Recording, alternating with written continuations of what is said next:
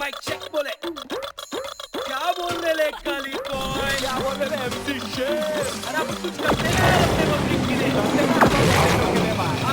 माशा लोग के लिए